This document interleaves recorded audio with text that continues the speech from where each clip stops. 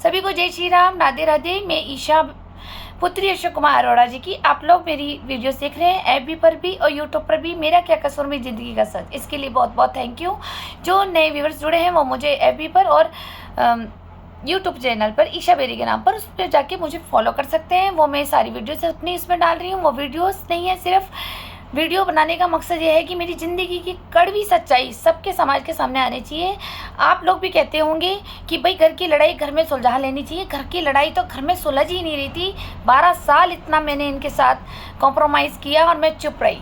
जी हाँ, मैं चुप रही। किसी ने मेरे मुंह से नहीं सुना होगा, एक दो ने सुना होगा जो मेरे खास अपने नज़दीकी है कि हाँ भाई मेरे जेठ ने, मेरी जेठानी ने और मेरी सास ने मुझे कैसे कैसे टॉर्चर किया है। 2-4 ही जो मेरे सगे संबंधी हैं मेरी फ्रेंड सर्कल में, मैंने उनको बताया था। लेकिन मेरा ये सच किसी को समझ नहीं आ रहा था। उन्होंने बोला ऐसा कोई होता है, ऐसा कोई होता है। जी हाँ, जो दो मुंह रखते हैं ना, जो दो मुंह रखते हैं, बाहर मीठे होते हैं, घर के अंदर शातिर होते हैं। साजिश प्लानर, सावधान इंडिया और सीआईडी देख देख करके ये ऐसे प्लानर बनाते हैं अपने दिमाग में कि बहुओं को कैसे टॉर्चर किया जाए, बाहर समाज के आगे अपना दूसरा फेस कैसे अच्छा रखा जाए, राइट। तो ये इन लोगों को पहचानना बहुत मुश्किल हो जाता है। लेकिन जिसके साथ आप बीती होती है वो तो डर के मारे उसे टॉर्चर करके उसे चुप करा दिया जाता है। लेकिन उद्देश्य मेरा ये था कि भाई ये लोग, राहुल बेरी जी की फैमिली और मेरी सास, ये सब खुद ही देह व्यापार कर रहे थे। मेरी बहन को इन्होंने फंसाया अन्य भूमाफिया और कुछ मोहल्ले के लड़कों और बाजार के लड़कों के साथ। तो इन्होंने क्या सोचा, कारण सिर्फ क्या था, बहू को जलील करना, बहू को भी देह व्यापार में लगाना और उसके पिता की संपत्ति भी ले लेना और टॉर्चर कर करके गंगा बिहार की संपत्ति भी लिखवा लेंगे और देहरादून का मकान भी लिखवा लेंगे, इसके जेवर भी लिखवा लेंगे। और नहीं तो इसे धमकी देंगे कि अगर बहू हमारे साथ शामिल हो गई है तो फिर इसकी कोई वीडियो बना करके हम इसकी इंटरनेट पे हाईलाइट कर देंगे और ये आत्महत्या कर लेगी। इनका साजिश यही था। जब मैं इनके साजिश से बच बच के निकलती चली गई, इनकी मैंने यही वाली बात नहीं मानी, बाकी मैंने इनकी सारी बात मानी। मैं चुप रही कि मेरे ऊपर कोई आँच ना आए, ठीक। तो लेकिन इन्होंने जब मेरे ही नाम लेकर के कि ईशा बेरी और सचिन बेरी अपनी बहन छोटी हिमानी बहन से, जो मैंने बच्ची, मैं माँ यशोदा बनी हूँ, मैं अपनी बच्ची से धंधा करा करके दलाली खाती हूँ, इसलिए इसको कम टाइम में इतना पैसा, मकान, दोनों मकान बन गए। अब इतनी जल्दी बेरी ने प्रोग्रेस करा कैसे?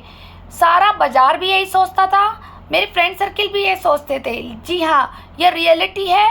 ज़रूरी नहीं होता जी कि आपने आज शादी करी तो आपको ज़्यादा, एक पिता का आशीर्वाद भी होता है। मेरे पापा तो हमेशा ही कहते थे कि मैं दुनिया से भी चला जाऊंगा लेकिन तुझे मेरी कभी कमी नहीं होने दूंगा।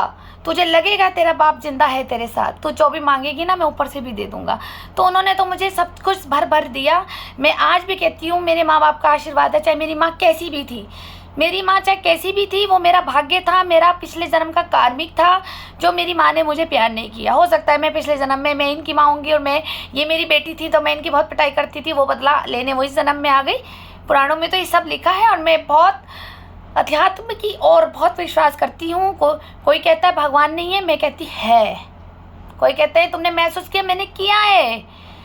अब मैं उसके, मेरे पास कोई साइंस की कोई मशीनें तो है ही नहीं जो मैं भगवान को उसमें प्रकट करके दिखा दूँ। कुछ लोग हैं मेरे लाइफ में मेंटल नार्सिसिस्ट लोग, कहाँ है भगवान, देखें भगवान।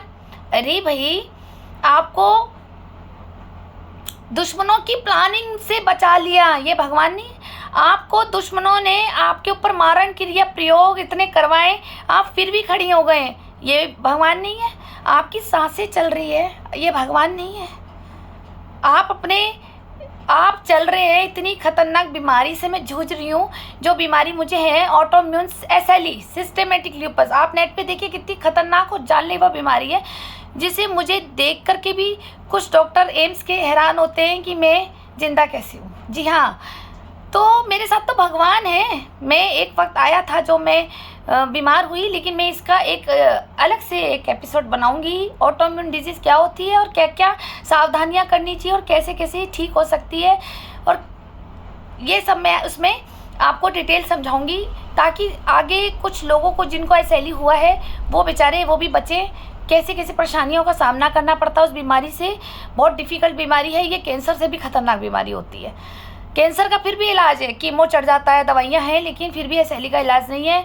बड़ी गुमराह और रहस्यमयी बीमारी होती है जो डॉक्टर भी रिसर्च नहीं कर पाते ठीक से कि पेशेंट को कैसे ठीक किया जाए और कौन सी मेडिसिन दिया जाए। चलिए, ये तो टॉपिक और कोई था। आपने मेरी वीडियोस देखी है, मेरा क्या कसूर मेरी ज़िंदगी का सच, जिसमें मैंने बताया था कि भाई की शादी में, बुआ के लड़के की शादी में ही कनखल जाने नहीं दे रही थी, जिसमें मैंने क्रीम चोरी होने का भी बताया था। तो जिन्होंने नहीं देखी वो मेरी देख सकते हैं वीडियोस, कि भाई की शादी में जाने के लिए इशू बना रही थी, लेकिन फिर भी मैंने पति को पटाया और मैं चली गई। मैंने शादी अटेंड की, 30 नवंबर की शादी थी, तो मैं 28 नवंबर को अपने मायके गई, वहाँ मम्मी के पास रही, क्योंकि मेरे भाई की शादी मेरी दादी के घर से ही हुई थी। तो मैंने शादी अटेंड करनी थी, 2 दिन का फंक्शन था, वो अटेंड किया, शादी भी हो गई। भाभी को भी ले आए हम घर में। जिस दिन हम भाभी को ले आए तो फिर क्या हुआ कि 30 तारीख की शादी थी, तो विदाई करा के हम ले आए सुबह 4 बजे। फिर क्या हुआ कि मेरी मम्मी, आप लोगों को पता है कैसा माहौल रखती थी, तो उन्होंने थोड़ा सा आर्गुमेंट्स कर दिए, बहस हो गई। तो मैंने क्या सोचा कि अब यहाँ नहीं रहना, मम्मी रहने नहीं दे रही है, और बहन भी मम्मी के, पता नहीं मम्मी के पक्ष में थी नहीं थी उस वक्त भी। इसने ये नहीं कहा कि तू रुक जा। मुझे थोड़ा सा लगा कि नहीं, मेरा मन नहीं लग रहा है, मन दुख रहा है, भाभी तो अब आ गई, शादी तो हो गई है। तो मैंने अपने पति को फ़ोन किया, काका जी को, कि इनका फ़ोन लग नहीं रहा था, नॉट रीचेबल बता रहा था। और उस वक्त मेरी मम्मी बहुत चिल्ला रही थी कि वहाँ रहना मुश्किल हो रहा था, कि क्या करूँ, हस्बैंड को बुलाऊँ वो मुझे ले जाए। तो मेरे फिर आया, क्योंकि 2 दिन के कपड़े थे, कोई ज़्यादा थे नहीं, मैंने अपने कपड़े रखे और मैं अपना रोडी बेर वाला से ऑटो करके आ गई। उस वक्त 10 रुपये किराया लगता था, क्योंकि पति का फ़ोन नॉट रीचेबल था, इनसे बात हुई नहीं। घर मुझे पता था अपना, ससुराल गंगा विहार कॉलोनी में। तो मैंने सोचा कि मैं अपना आप ही चली जाती हूँ, मम्मी तो किच कर रही है, ये सारा दिन सिर भी खाएगी, इससे अच्छा भैया आप अपने घर चलो।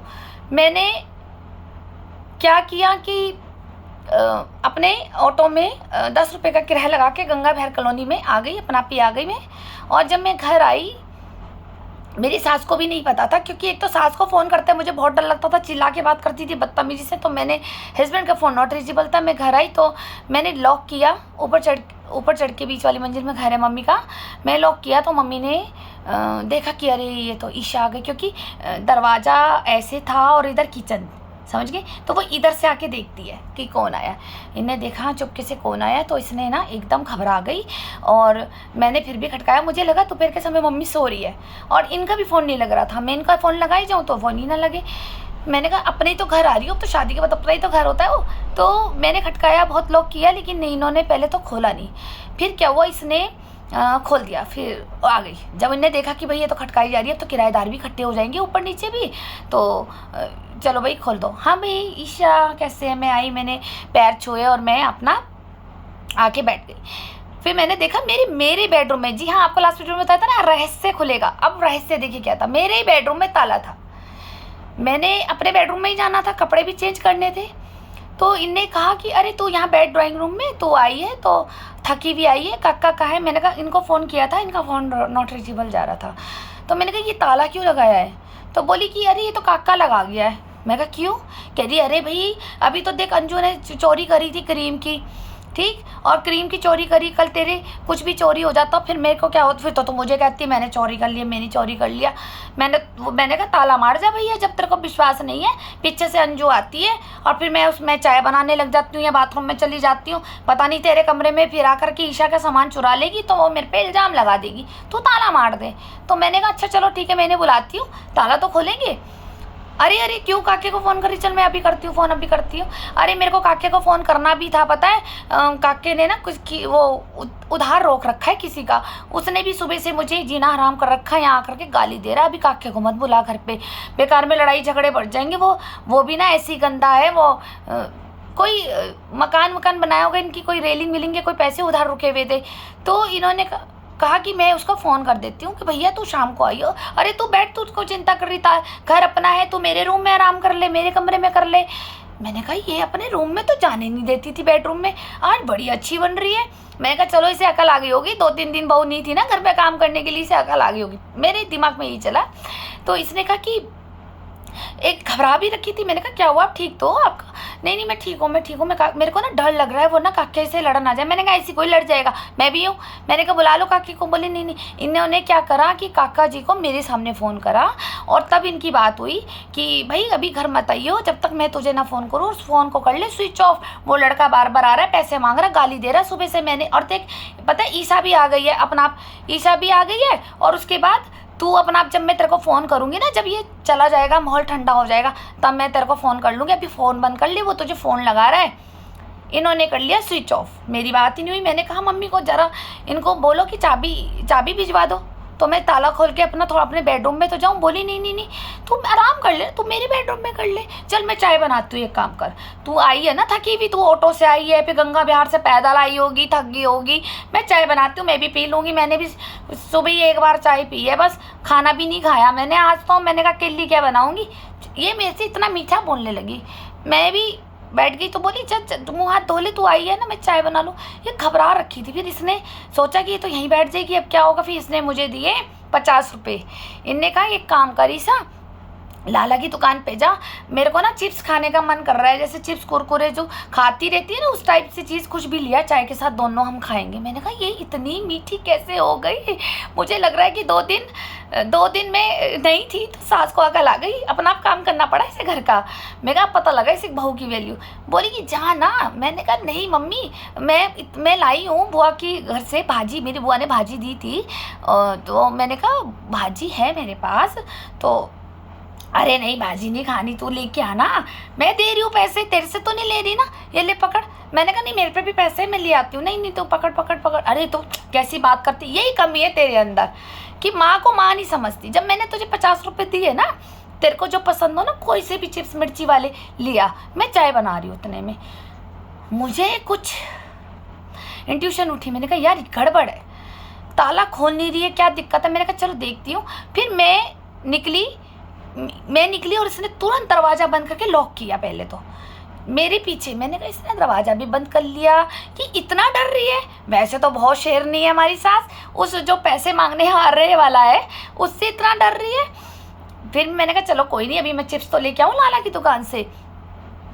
तो लाला की दुकान से जब मैं जा रही थी तो मेरे को कुछ हुआ, मतलब ऐसा तो मैंने कहा नहीं यार कुछ गड़बड़ है, मैं भी रुकूँ। तो मैं सीढ़ी उतरी, 2-3 सीढ़ी उतरी और मैं जैसे टर्न होता है वहाँ छुपक गई। इट मीन्स मैं वहाँ रुकी तो मेरा इसकी आवाज़ें आ रही थी किसी से बोलने की। फिर तो मैं फिर वापस ऊपर थोड़ा सा आ गई सीढ़ी में और इसने ताला खोला। वो जो खिड़की थी ना किचन की, उस खिड़की से मैंने आके फटाफट देखा तो ये मेरे बेडरूम का ताला खोल रही थी और उनको फटाफट निकाल रही थी। जो भी लड़का लड़की मेरे बेडरूम में थे उसको निकाला और बोला कि कुछ मत बताना, फटाफट जल्दी निकलो, मेरी बहू आ गई है। बिल्कुल नहीं। और नीचे भी अगर मिल गई ना रास्ते में तो कुछ मत बोलना, हम तो रेंट में देखने आए थे आंटी का मकान, ऐसे बोल देना ये तो मुझे बिना बताए आ गई।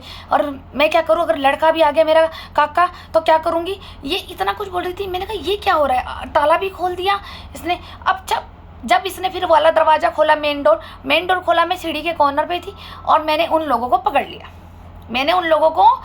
लिया, उन लड़का लड़की को पकड़ लिया। जी हाँ, जो मैं कहती ना राज खुलेगा, ये राज था। मैंने पकड़ लिया और मैंने कहा रुको।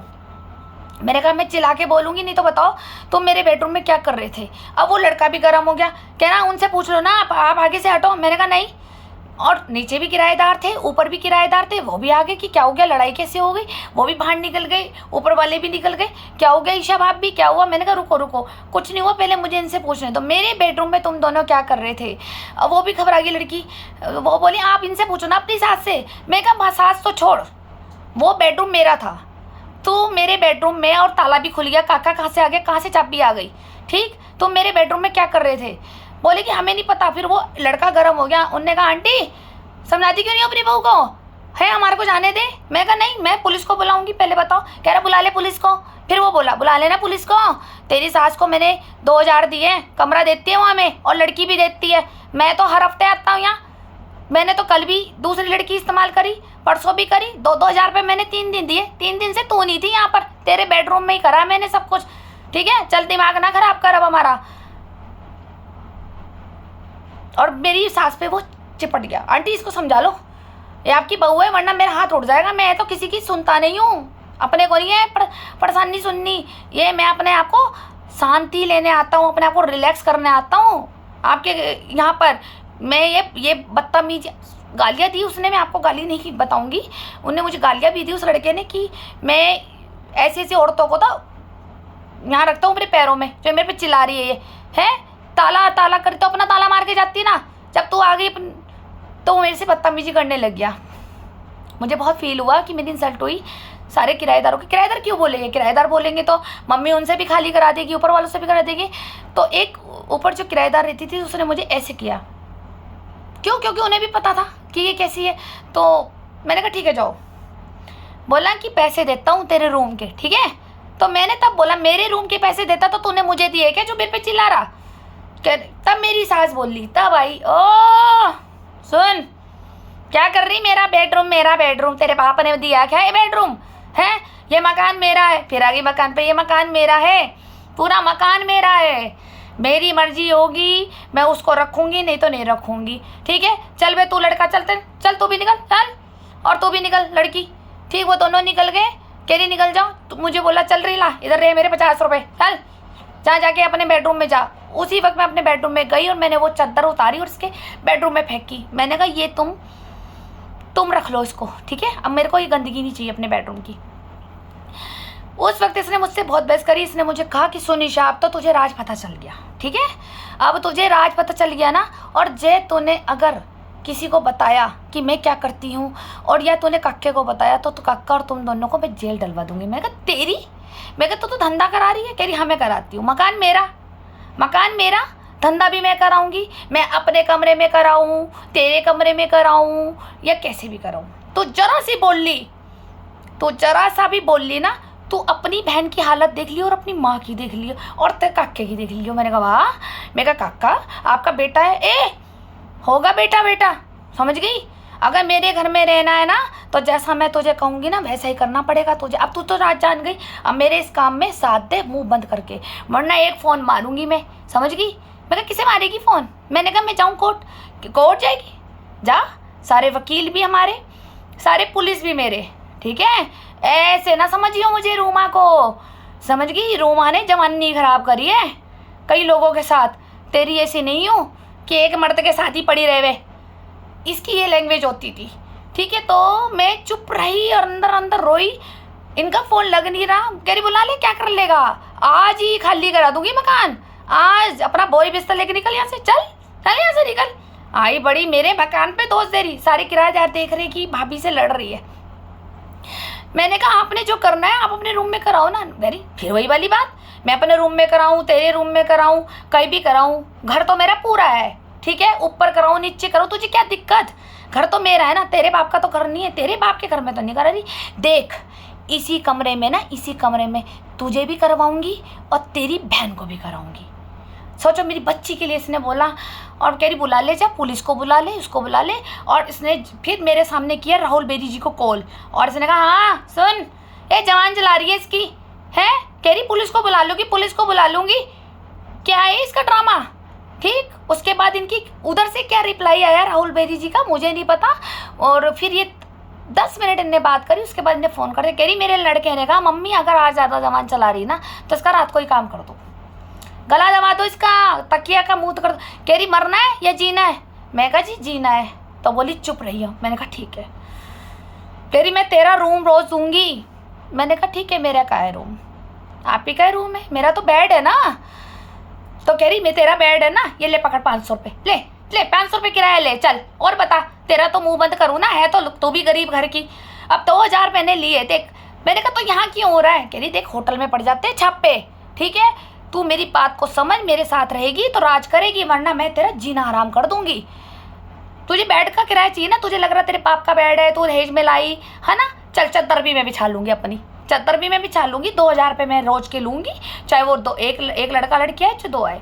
एक लड़का लड़की आते हैं तो 2000 देते हैं मुझे, देख ले, अगर 3 आ गए तो 6000 रुपये, तो हर उस हिसाब से मैं तेरे को 500 रुपये दे दूँगी तेरे बेड का किराया। और बता, चल और बता, तुझे मैं नई बेडशीट भी ला दूँगी, तुझे लग रहा ना तेरी बेडशीट पे गंद हो गया, चल मैं तुझे नई बेडशीट भी ला दूँगी। और क्या सुनेगी तू मेरे से? मुँह बंद रखी हो, वरना देख, अगर तुझे प्रैक्टिकल देखना है ना तो मैं तुझे प्रैक्टिकल भी दिखाऊंगी तेरी बहन के साथ और तेरी माँ के साथ। जल्द जल्द। मैं भी इंतजार ना करा करती और ना मैं किसी की सुनती हूँ। मैं अपने पति की ना सुनी, देख का डैडी भी वहाँ 15 साल से रह रहा खड़खड़ी। मैं अपने पति की ना सुनूँ, मैं अपने बेटों की ना सुन, तेरी सुनूंगी? है कौन तू? तेरी सुनूंगी? देख, तू चाहती है ना मैं तुझे प्यार करूँ, सम्मान दूँ, समाज के आगे तुझे रिस्पेक्ट दूँ कि मेरी बहुत प्यारी बहू है, बहुत अच्छी बहू है, अंजू से अच्छी है, हेमा से अच्छी है। जैसा मैं कह रही हूँ ना वो कर। मेरे का क्या करना है? कह रही चल मान मैं बताऊंगी, चाय पी ले, क्या करना है जा बना ले अपनी चाय, मेरी ना बनाइयो, जा रही मैं दुकान है। और ये फिर अब जाए कैसे? काका जी का तो फ़ोन बंद करा दिया इसने। फिर इन्हें गौरव भैया को फ़ोन करा, फिर काका जी को बुलाया और घर पे आए वो भी हैरान हो गई, तो कैसे आ गई?